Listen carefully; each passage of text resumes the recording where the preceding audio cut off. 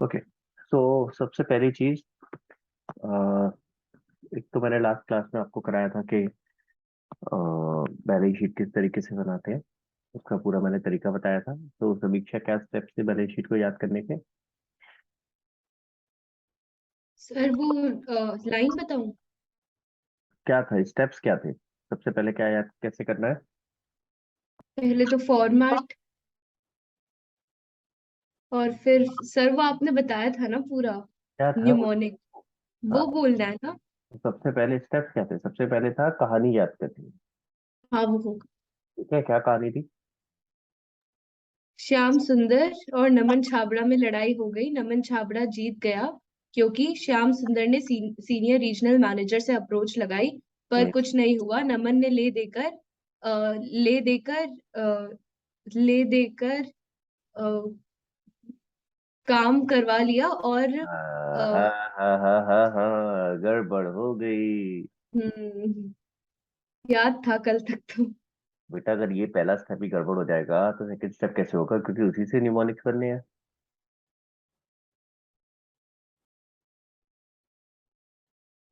ले देकर operation stop करा दिए। हाँ हाँ, ऑपरेशन स्टॉप करा दिए और हम्म, इसलिए फंड लो सीट से कसो। नहीं, moral of the story is fund low seat कसो। यार वो तो फिर भी चल जाता, क्योंकि अल्टीमेटली हमारा फंड लो सीट कसो से निमोनिक्स। कहते इसको अच्छे से याद करो। ठीक है, उसके बाद निमोनिक्स बनाओ। और देन उसके बाद उसको पूरा फिल करो। कोई ऐसा जिसको अभी याद नहीं हुआ है and you are facing difficulty? सबको याद हो गया है? बताओ, अगर किसी को डिफिकल्टी आ रही है तो I can help you out, इसलिए पूछ रहा हूँ। अगर अभी भी किसी को कोई दिक्कत आ रही है तो मैं आपको बता सकता हूँ किस तरीके से इसको याद करना है। और मेरे को एक बार थम्स अप करके बताओ if you are okay with it. आगे बढ़ सकते हैं हम।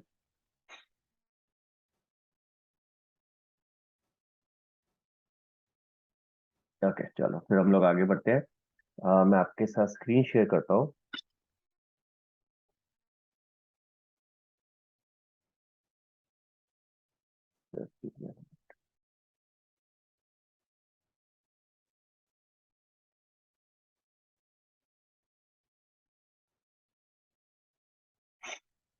हाँ जी। मैंने आपको वीडियोस भेजे थे 2 क्लास। वो देख लिए सबने? कोई ऐसा जिसने अभी तक नहीं देखे हैं?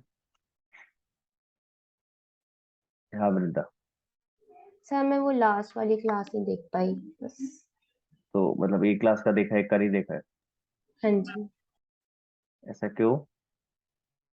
सर एक तो मेरी पुरानी वाली क्लास भी रहती थी, तो ये वाली 3 क्लासेस बची थी मेरी देखने को, इसलिए। ऐसे नहीं करो भाई।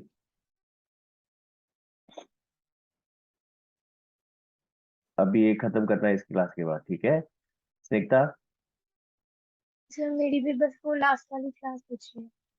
तो प्लीज इसके बाद देखना। ठीक है, अब मैं कोशिश यस। कर रहा हूँ आपको अभी जितना देखो, अब मैं उतना डिटेल में नहीं जाऊंगा फिर ऑब्वियसली, है ना, क्योंकि आपको मैंने वीडियोस पहले भेज दिए थे। तो मैं कोशिश करूंगा कि जो जो आपके डाउट्स हैं वो लें, और एक मोटा मोटा ओवरव्यू देता चलूंगा आपको। ठीक है?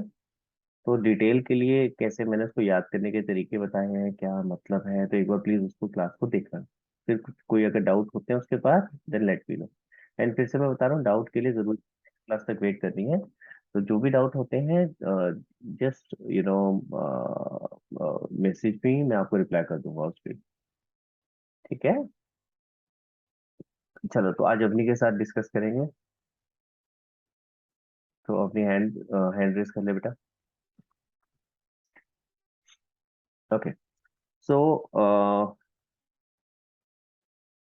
मैं आपको एक दो चीजें पहले यहाँ बता देता हूँ, आई थिंक, फिर उसके बाद just give me a second.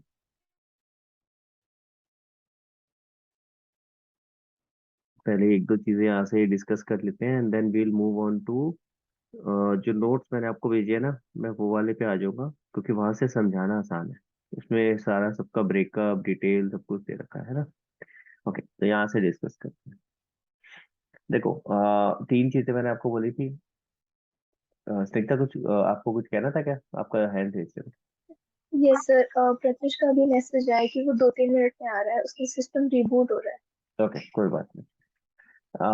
तो पहली चीज, आपको तीन चीजें बताई थी। तीन चीजें क्या क्या बताई है? सबसे पहले आपको स्टोरी याद करनी है, देन उसके बाद आपको न्यूमोनिक्स बनाने हैं, एंड देन उसके बाद जो भी गैप्स हैं उनको फिल करना है, न्यूमोनिक्स को आपको कंप्लीट करना है। ठीक है, this is how you have to remember the balance sheet.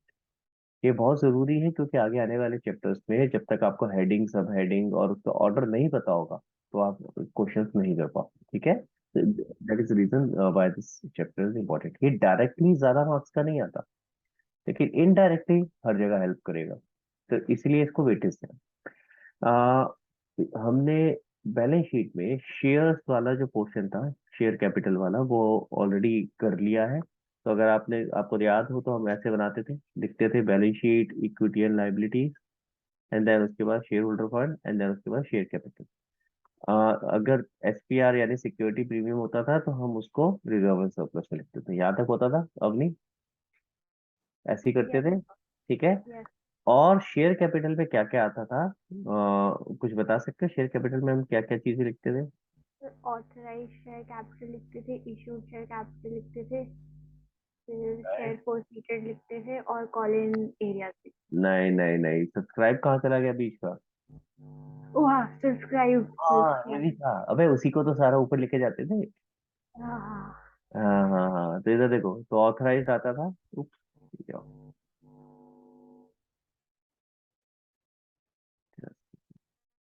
हाँ जी, तो ये चीज ऑलरेडी हम कर चुके हैं। ऑथराइज होता था, इशूड होता था, सब्सक्राइब्ड होता था। सब्सक्राइब में फर्दर दो पार्ट होते थे, subscribed and fully paid, and subscribe but not fully paid. Clear है? ठीक है। और दूसरी तरीके से अगर हम देखें, ये तो हमारी मेन मेन हेडिंग हो गई, अदरवाइज अगर हम देखें तो उसमें और क्या डिटेल में क्या क्या चीजें होती थी। इक्विटी शेयर कैपिटल आता था। ठीक है, दो तरह के शेयर्स हो सकते थे, इक्विटी और प्रेफरेंस। इक्विटी आता था, प्रेफरेंस शेयर कैपिटल आता था। प्लस उसके अलावा ये याद रखनी चीजें, क्योंकि क्वेश्चन आता है। उसके अलावा क्या आता था? Call in arrear. Call in arrear हम शेयर कैपिटल वाली हेडिंग में ही दिखाते थे। कैसे दिखाते थे? माइनस कर। याद आ रहा है किसी को? सब्सक्राइब शेयर कैपिटल में आप लिखते थे, उसमें से कॉल इन एरियर माइनस करके दिखाते थे। ठीक है, तो इस बात को याद रखना है।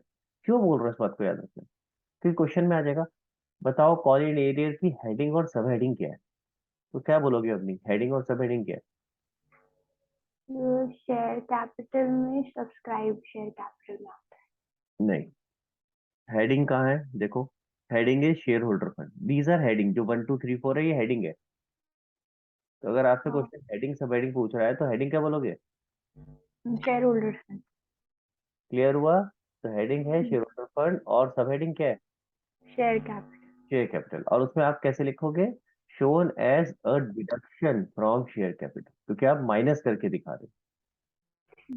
तो आप लिखोगे heading is share holder fund, sub heading is shown as deduction from share capital. Clear हो गई मेरी बात? इसीलिए ये यस। जरूरी है और इम्पोर्टेंट है समझना कि कौन कौन सी चीजें किस हेडिंग और सब हेडिंग में आ रही है। तो equity share capital, preference share capital तो हमें पता ही था। कॉल इन एरियर याद रखना इसमें आता है, और शेयर फोरफिटेड भी इसमें आता है। हो, सॉरी। हाँ जी, और उसके अलावा शेयर फोरफिटेड भी इसी के अंदर आता है।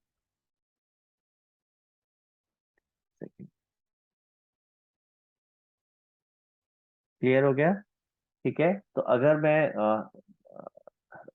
ये बात करूं कि भाई शेयर कैपिटल वाले जो हमारी सब हेडिंग थी उसके अंदर फर्दर क्या क्या सब हेडिंग्स आती थी, तो वो हो गया था आपका authorise share capital, issued, subscribe. Subscribe के फर्दर दो पार्ट्स हो गए, subscribed and fully paid, subscribe but not fully paid. लेकिन अगर मैं आइटम्स की बात करूं क्या क्या आती थी, तो equity share capital, preference share capital, call in arrear, और शेयर फोर्फिटेड अकाउंट। क्लियर हो गया सबको? किसी को डाउट हो तो प्लीज अपना हैंड रेज कर लेना। ठीक है, आगे बढ़ते हैं। आपको इक्विटी और प्रेफरेंस में फर्क पता है? अपनी क्या फर्क होता है? इक्विटी प्रेफरेंस पे फिक्स्ड रेट मिलता है और इक्विटी में फिक्स्ड रेट नहीं मिलता, फिक्स डिविडेंड। रेट किस चीज का? डिविडेंड का। शेयर का पहली चीज। डिविडेंड। और कोई फर्क?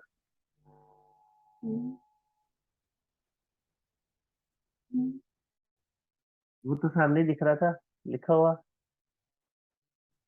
मेन डिफरेंस तो ये होता है। या बाकी जो मेन नहीं होता वो बता दे।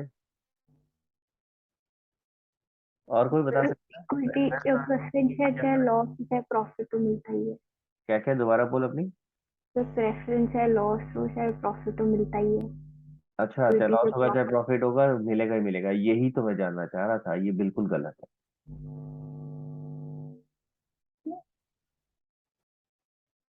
और कोई डिफरेंस? शगुन? सर आवाज आ रही है? बिल्कुल आ रही है। सर प्रॉफिट में सबसे पहले उनको शेयर मिलेगा, इक्विटी में इक्विटी शेयर्स को बाद में शेयर मिलता है अगर बच गया तो। ओके, शेयर वर्ड यूज नहीं करते, डिविडेंड वर्ड यूज करो। Okay sir. तो जो बात शगुन ने बोली मैं बोल देता हूँ। देखो भाई, प्रेफरेंस नाम से ही बोल रहा है, प्रेफरेंस प्रेफरेंस प्रेफरेंस, तो उन्हें प्रेफरेंस मिलती है ओवर इक्विटी शेयर। समझ आ रही है? क्लियर हुआ? किस चीज में प्रेफरेंस मिलती है? तीन चीजों में। पहली चीज, जब डिविडेंड दिया जाता है तो पहले प्रेफरेंस शेयर होल्डर्स को दिया जाता है, उसके बाद इक्विटी शेयर होल्डर्स का नंबर आता है। तो अगर मान लो 100 रुपए का प्रॉफिट है, तो पहले अपनी मैं एक चीज करेक्ट कर देता हूँ, डिविडेंड तभी दिया जा सकता है जब प्रॉफिट होता है। तो dividend is paid only out of profit. अगर प्रॉफिट नहीं है तो आप प्रेफरेंस शेयर्स को भी डिविडेंड नहीं दे सकते। इसीलिए तो वो डिविडेंड है, इंटरेस्ट नहीं है। इंटरेस्ट होता अगर तो फिर आपको देना ही पड़ता, चाहे प्रॉफिट है या लॉस है। समझ आ रहा है मेरी बात? क्लियर? तो देना तो तभी पड़ेगा जब प्रॉफिट होगा। क्लियर हो क्या? तो प्रेफरेंस शेयर होल्डर्स को प्रेफरेंस मिलती है ओवर इक्विटी शेयर होल्डर्स। किस चीज के लिए? एक तो डिविडेंड के लिए, कि जब भी डिविडेंड दिया जाएगा तो पहले प्रेफरेंस को, फिर उसके बाद इक्विटी की बारी आएगी। ठीक है। दूसरा, अगर कल को कंपनी वाइंड अप होती है, यानी कंपनी बंद हो रही है, ठीक है, तो ऐसे केस में पहले प्रेफरेंस शेयर होल्डर के पैसे वापस किए जाएंगे, फिर उसके बाद इक्विटी शेयर होल्डर्स के पैसे वापस किए जाएंगे। समझ आ रही है मेरी बात? ठीक है। तो प्रेफरेंस किस चीज में मिली? दो चीजों में, डिविडेंड के लिए और रीपेमेंट के लिए। तीसरा, प्रेफरेंस का जैसे आपने बोला फिक्स्ड रेट ऑफ डिविडेंड होता है, इंटरेस्ट नहीं बोलना प्लीज, डिविडेंड डिविडेंड का लेकिन रेट फिक्स है। ठीक है। तो हमने अगर देखा हो 9%, 10%, जैसे हम डिबेंचर्स में बोलते थे ना, परसेंटेज होती थी, वो तो रेट ऑफ इंटरेस्ट होता था। ये क्या होता है? रेट ऑफ डिविडेंड होता है। तो यहाँ भी ऐसे फिक्स होता है, 12%, 9%, 10%। तो यहाँ फिक्स है, चाहे प्रॉफिट ज्यादा जितना मर्जी ज्यादा हो, लेकिन प्रेफरेंस शेयर होल्डर्स को एक फिक्स रेट ऑफ डिविडेंड मिले। क्लियर हुआ?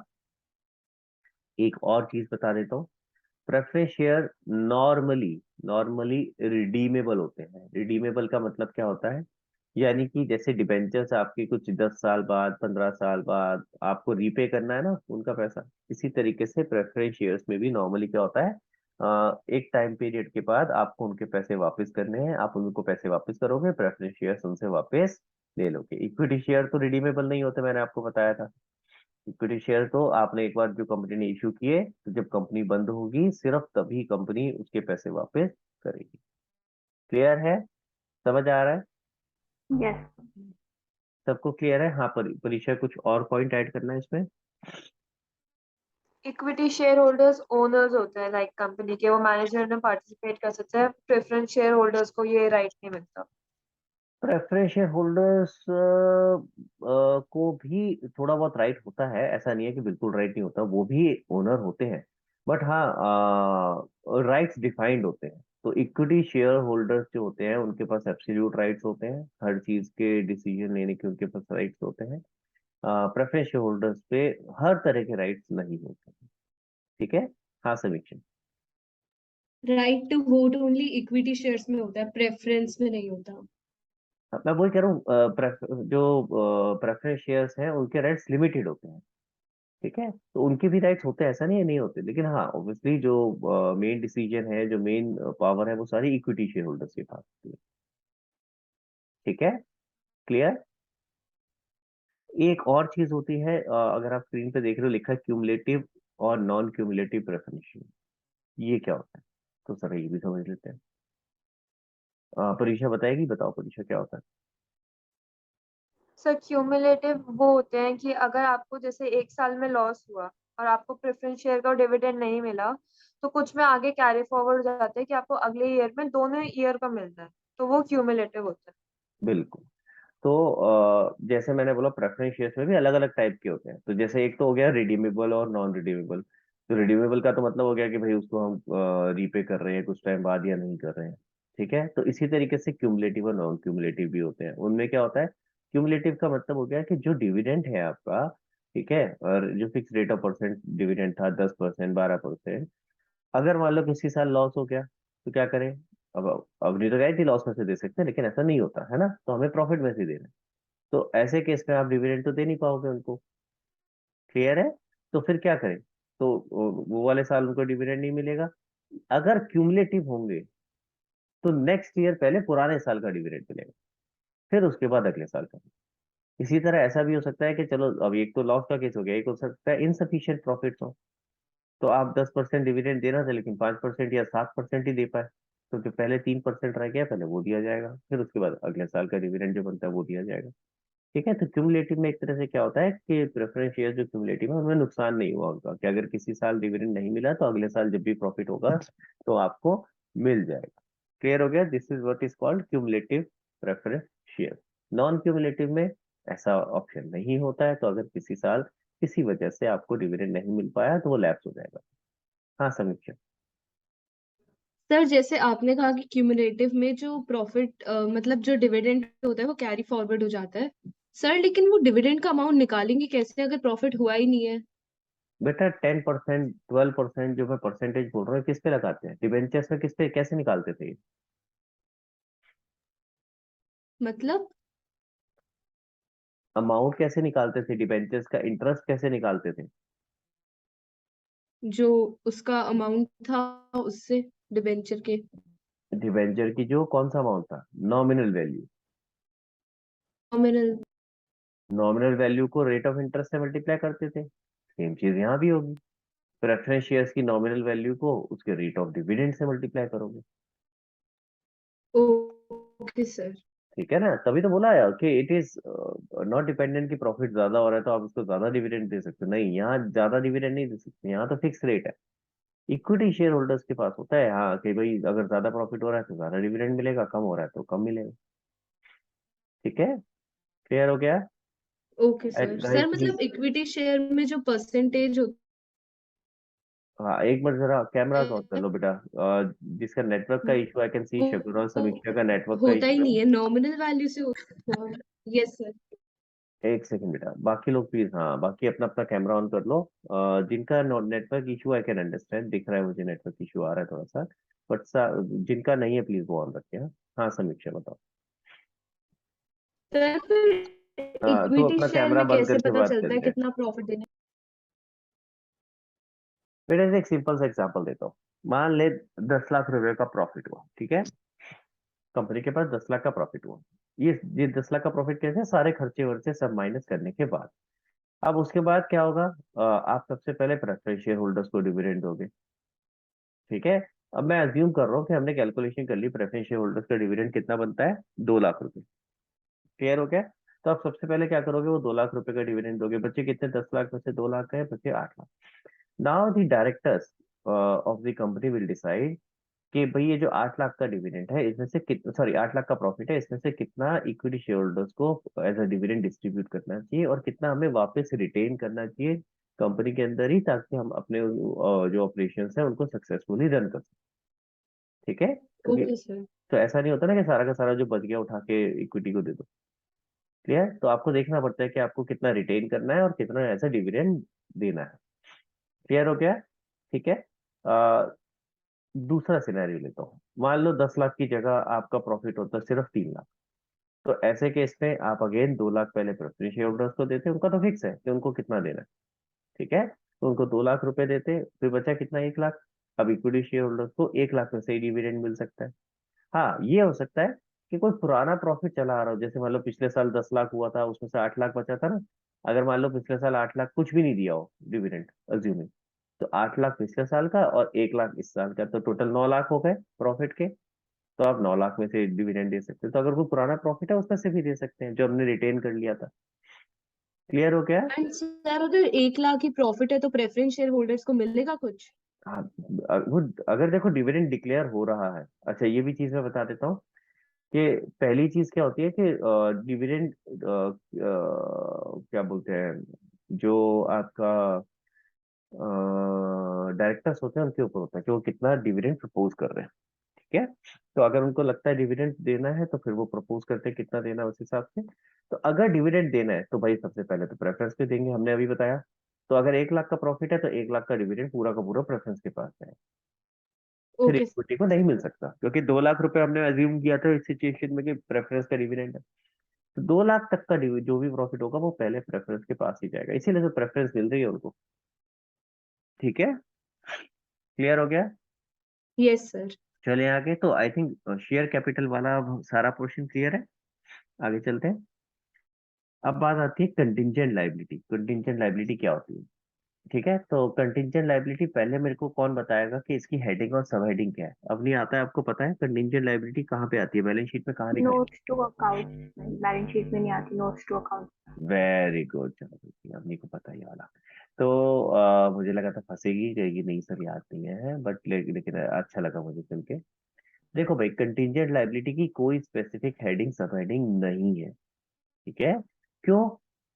क्योंकि contingent liability technically balance sheet का पार्ट ही नहीं है। ये सिर्फ क्या आता है, एज अ नोट आता है, नोट टू अकाउंट। तो आप क्या करते हो अभी जब ये बनाते हो ना, ये बैलेंस शीट बनाते हो, ये एक तो हम बोल सकते हैं this is the face of the balance sheet, और इसकी डिटेल कहाँ आती है, नोट्स टू अकाउंट में। लिखते हैं ना 1 2 3 4 5 6 7 8 9 10 ऐसे करके नोट्स बनाते हैं पूरे। जब ये सारे के सारे नोट्स खत्म हो जाते हैं बैलेंस शीट के, जितनी भी आइटम है उन सबकी डिटेल के जितने भी नोट्स थे, नोट नंबर, वो सारे खत्म हो जाते हैं, तो एक और नोट आता है जिसको हम बोलते हैं कंटिंजेंट लायबिलिटी। तो उसकी फिगर बैलेंस शीट में कहीं नहीं आती, वो सिर्फ क्या आता है, डिस्क्रिप्टिव नोट होता है, जिसके अंदर हम बताते हैं कि ऐसी कौन सी लाइबिलिटी है विच मे और may not come in the future depending upon happening or not happening of certain event। Clear? क्या मतलब होता है? आपको 11th में बताया था मैंने कंटीजेंट लायबिलिटी क्या होती है, 11th में समझाई थी, अगर आपको याद हो 3 तरह की लायबिलिटी सिखाई थी। एक तो प्रॉपर लायबिलिटी, एक प्रोविजन बनाते थे हम, और एक कंटीजेंट लायबिलिटी होती थी। याद आ रहा है? तो कंटीजेंट लायबिलिटी क्या होती है? जहां आपका पक्का नहीं है कि फ्यूचर में ये लायबिलिटी या ये नुकसान होगा। ठीक है, हमें भरोसा नहीं है अभी कि ऐसा कुछ होने वाला है। फॉर एग्जाम्पल, मैंने एक एग्जांपल दिया था, कोर्ट का केस चल रहा है, हमें नहीं पता हम जीतेंगे या हारेंगे। अगर जीत गए तो हमारी लायबिलिटी नहीं आएगी, अगर हार गए तो आएगी। समझ रहे हो? तो this is contingent in nature. Contingent मतलब विच मे और may not occur in future. Clear हो गया? अब इसके 4 एग्जाम्पल दिए, वो ये समझ सकते हैं। ठीक है, पहला एग्जाम्पल क्या है, प्रपोज डिविडेंड। पहला एग्जाम्पल क्या है, प्रपोज डिविडेंड। क्या होता है, प्रोसेस क्या होता है उसका, ये भी समझ लो, नीचे देखो यहाँ दे रखा है।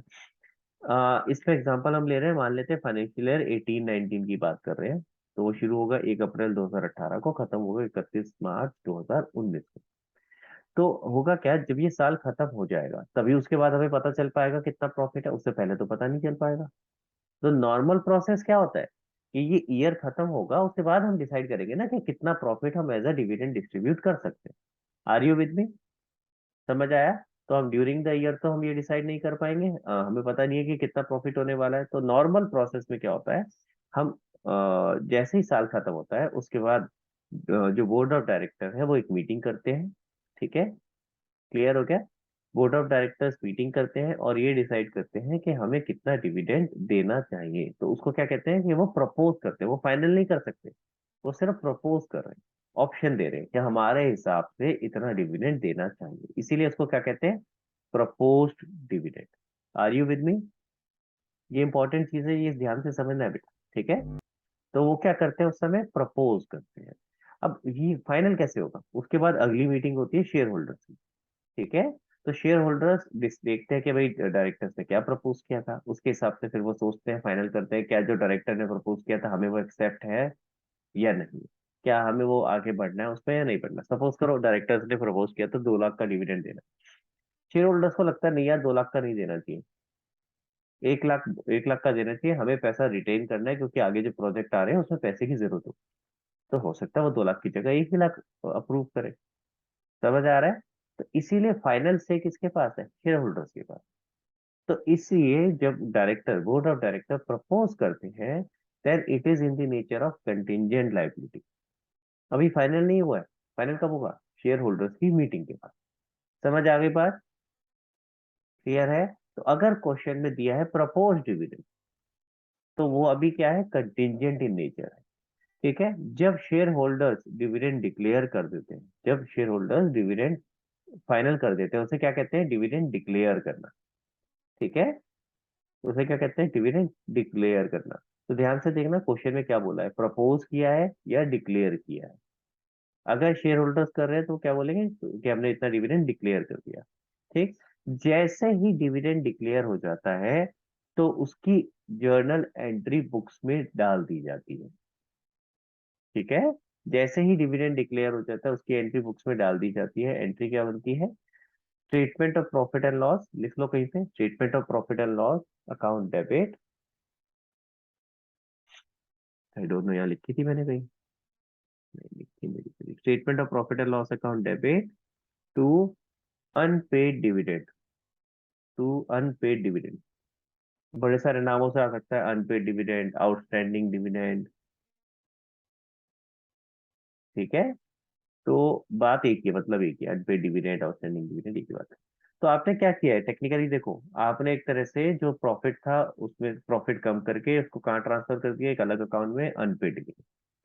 कंटिंजेंट लायबिलिटी जब तक था, यानी जब तक प्रपोज था, जब तक सिर्फ प्रपोज किया था डायरेक्टर्स ने, हमने कोई जर्नल एंट्री नहीं करी, और इसी वजह से ये बैलेंस शीट में नहीं आता, सिर्फ एज अ नोट आता है कि डायरेक्टर्स ने इतना इतना डिविडेंड प्रपोज किया है, सो दैट कोई भी अगर बैलेंस शीट को पढ़े तो उसको इंफॉर्मेशन मिल जाए कि ऐसा सिचुएशन है, दिस लाइबिलिटी में और मे नॉट अराइज।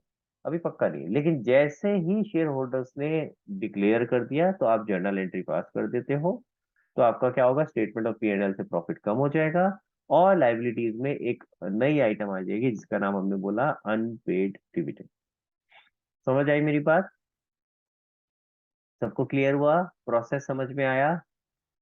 ठीक, तो जैसे ही डायरेक्टर, जैसे ही शेयर होल्डर्स ने डिक्लेयर कर दिया, अब ये कंटिंजेंट लाइबिलिटी नहीं रहा, अब ये एक्चुअल लाइबिलिटी बन गया।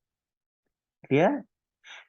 और ये आता कहाँ पर है? अब अगर एक्चुअल लाइबिलिटी बन गया तो बैलेंस शीट में आएगा, बैलेंस शीट में कहाँ आएगा? Other current liability. Current liability is the main heading, current liability main heading होगी, और उस मेन हेडिंग में सब हेडिंग क्या होगी? Other current liability. ठीक है, मैं आपको दिखाऊं करंट लाइबिलिटी कहाँ है, मेन हेडिंग।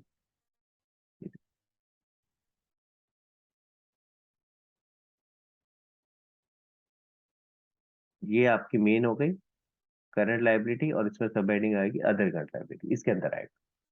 क्लियर हो गया? समझ में आया बेटा? चले आगे, इसको रख कर देता हूं जरा।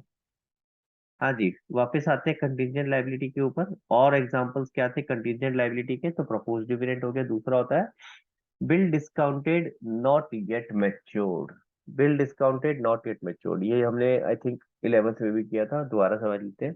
बिल कौन सा है? Bill of exchange. आपके पास एक बिल ऑफ एक्सचेंज था, यानी आपके बुक्स में BR के फॉर्म में आ रहा था, आपने क्या करा? उसको डिस्काउंट करा लिया बैंक से, यानी आप बैंक के पास गए, उससे कहा भाई पैसे दे दे मेरे को इसके बदले में, तू बाद में लेता रही हो। तो आपके पास तो पैसे आ गए, आपने एंट्री करी bank account debit to BR, तो हमारे पास जो BR आ रहा था एसेट साइड पे वो खत्म हो गया, हमारे पास पैसे आ गए। ठीक है, लेकिन लेकिन जब तक ये बिल मैच्योर नहीं हो जाता, यानी जब तक बैंक को पैसे नहीं मिल जाते, तब तक हमारे सिर पे तलवार लटकी हुई है। क्या? कि भैया अगर ये डिसऑनर हो गया तो ऐसे केस में बैंक तो हमसे पैसे ले लेगा। समझ आई बात? क्लियर? तो इसीलिए ये कंटिंजेंट है कि भाई अगर कल को अगर वो डिसऑनर हुआ तो बैंक हमसे पैसे लेगा, हमारी लाइबिलिटी आ जाएगी। अगर डिसऑनर नहीं हुआ तो ऐसे केस में हमारी कोई लाइबिलिटी नहीं आएगी। ठीक है, तो इसीलिए ये भी क्या कहलाता है? Contingent liability. इसका भी एक नोट जाता है। कंटिंजेंट लाइबिलिटी में कुछ नहीं होता, सिर्फ नोट यही लिखा जाएगा कि we have discounted a bill of for example 1 lakh from the bank which is due on 31 March, या जो भी डेट है, फॉर एग्जांपल 31 में एग्जांपल ले रहा था, 20 फरवरी, 15 फरवरी, वट जो भी डेट होगी उस बिल की, which is due on this this date, ताकि सामने वाले को पता चल जाए कि ये लाइबिलिटी आ भी सकती है, नहीं भी।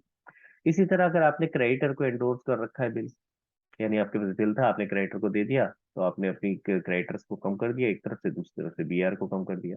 लेकिन कल को अगर बिल डिसऑनर हो गया तो क्रेडिटर तो कहेगा मुझे पैसे वापस करो। तो अगेन ये तब तक क्या है? Contingent in nature.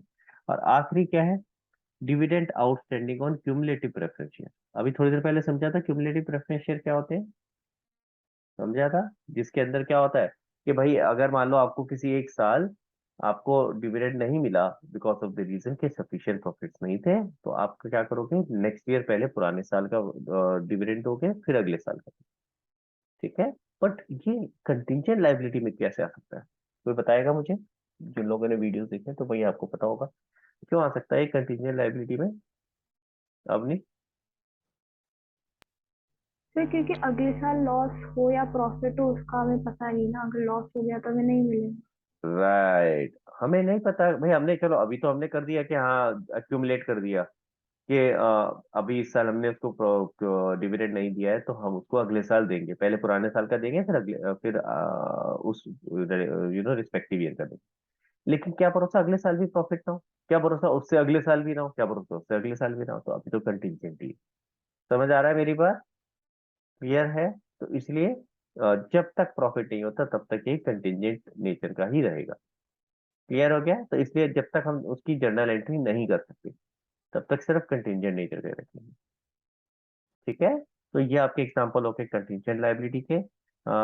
I think यहाँ मेन इंपॉर्टेंट चीज तो यही थी।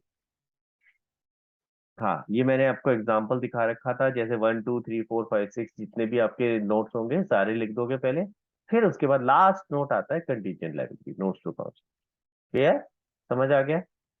एंड ये एक याद रखनी है बात, देखो बच्चे बड़े कंफ्यूज होते हैं और ये बहुत ही एक सिंपल सी चीज होती है जो कि एग्जामिनर डाल देता है और आप गलती कर देते हो। क्या बच्चे क्वेश्चन में आएगा प्रपोज डिविडेंड की हेडिंग, सब हेडिंग बताओ, अब बच्चे कंफ्यूज हो जाते हैं, वो लिख के आ जाएंगे अदर करंट लायबिलिटी। अरे भाई propose dividend other current liability में नहीं आएगा, प्रपोज डिविडेंड क्या है, कंटिंजेंट लायबिलिटी है, तो वो आपका नोट टू अकाउंट्स में आएगा। अनपेड डिविडेंड या अनक्लेम्ड डिविडेंड या डिविडेंड आउटस्टैंडिंग, ये तीनों में से किसी भी नाम से बुलाया जा सकता है। ठीक है, अनपेड डिविडेंड, अनक्लेम्ड डिविडेंड या डिविडेंड आउटस्टैंडिंग, मतलब ऑलमोस्ट सेम है। ये कहाँ पे आएगा आपका, other current liability, heading current है। ठीक है, तो इस बात को याद रखना है, ये स्पेशली मैं इसलिए लिख रहा हूँ क्योंकि दोनों लगते एक जैसे हैं पढ़ने में लेकिन दोनों अलग अलग। फर्क समझ आ गया? चल सकता हूँ मैं आगे? चलो, तो आगे चलते हैं। अब मैं एक काम करता हूँ,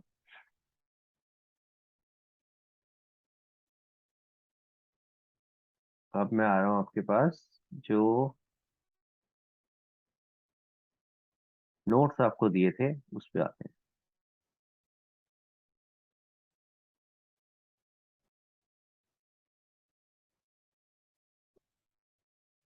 हाँ जी, ठीक है, अब एक एक करके जितनी भी आइटम्स आती हैं इसके अंदर उनको पिक करते रहते हैं और उन्हें डिस्कस कर लेते हैं। ठीक है, पहला मैं शेयर कैपिटल वाला कर चुका हूँ। ठीक है, 3 आइटम आती थी शेयर होल्डर फंड में, share capital, reserve and surplus. ठीक है, और तीसरा क्या आता था भाई, money received against share warrant. ठीक है, तो अब सेकंड वाली आइटम पे आते हैं रिजर्व एंड सरप्लस पे। अगर आप देखोगे रिजर्व एंड सरप्लस में क्या क्या आता है, जितने भी रिजर्व्स हैं वो सारे आ जाते हैं, जितने भी रिजर्व्स हैं वो सारे आ जाते हैं। तो किसी भी नाम से रिजर्व आ रहा हो, आप याद करो आपने जब पार्टनरशिप किया था तो वहां पे भी बड़े सारे रिजर्व्स आते थे ना, तो इसी तरीके से यहाँ भी रिजर्व आएंगे। बेसिक रिजर्व जो आते थे वो कौन कौन से थे, अगर हम याद करें पार्टनरशिप में, तो एक तो आता था आपका जनरल रिजर्व, दूसरा आता था WCR, IFR, और एक होता था कैपिटल रिजर्व। ये रिजर्व तो आपने सुने ही होंगे, आई थिंक ये तो आपको पता ही है ये वाले नाम तो ये कोई से भी रिजर्व हो वो सारे के सारे यही आ जाएंगे। ठीक है, इसके अलावा और कौन से रिजर्व हो सकते हैं, आपको ज्यादा टेक्निकलिटीज में नहीं जाना है कि इस रिजर्व का मतलब क्या है, वो आपका आएगा ग्रेजुएशन में। ठीक है, बट सिंपल याद रखो, जिसके भी लास्ट में रिजर्व आ रहा है ना, जिसके भी आखिरी में रिजर्व आ रहा है, ये देखो लास्ट में रिजर्व आ रहा है ना, तो वो कहाँ आएगा, reserve and surplus. Are you with me? समझ आई मेरी बात, क्लियर है? ठीक, तो कैपिटल रिडम्पशन रिजर्व, ये रिजर्व बनाया जाता है जो आपको प्रेफरेंस शेयर्स को रिडीम करना है ना उसके लिए। ठीक है, बट इसका ज्यादा डिटेल में मैं नहीं लेके जाऊंगा आपको। इसी तरीके से जब डिबेंचर्स को रिडीम करना है उसके लिए भी एक रिजर्व बनता है, डिबेंचर रिडम्पशन रिजर्व। ठीक है, सिक्योरिटी प्रीमियम रिजर्व, ये तो आपको पता ही है भाई। ठीक है, वैसे अब इसका नाम सिक्योरिटी प्रीमियम अकाउंट हो गया। ठीक है, रिजर्व की जगह सिक्योरिटी प्रीमियम अकाउंट बुलाते हैं इसको। रीवैल्यूएशन रिजर्व ये बनता है कि अगर हम सपोज करो अपने एसेट्स को रीवैल्यू करते हैं कि हमने खरीदा तो था 4 लाख का, लेकिन आज की डेट पे उसकी वैल्यू है 15 लाख, तो 11 लाख से उसको बढ़ाना चाहिए अपने को, तो वो कहा जाएगा जो भी प्रॉफिट होगा रीवैल्यूएशन रिजर्व में। ठीक है, तो उसको बोलते हैं रीवैल्यूएशन रिजर्व। तो जितने भी, याद रखो, जिसके भी लास्ट में रिजर्व आ रहा है ना, जिसके भी लास्ट में रिजर्व आ रहा है वो कहाँ आएगा, reserve and surplus. I think यहाँ तक तो क्लियर होना चाहिए। एक और चीज लिखी हुई है, शेयर ऑप्शन आउटस्टैंडिंग अमाउंट। ठीक है, मैं इसकी डिटेल में नहीं जाना चाहता क्योंकि आपके को उसमें डिटेल में नहीं आएगा। बस इसको याद रखो, ये क्या होता है, जैसे एग्जांपल एम्प्लॉय स्टॉक ऑप्शन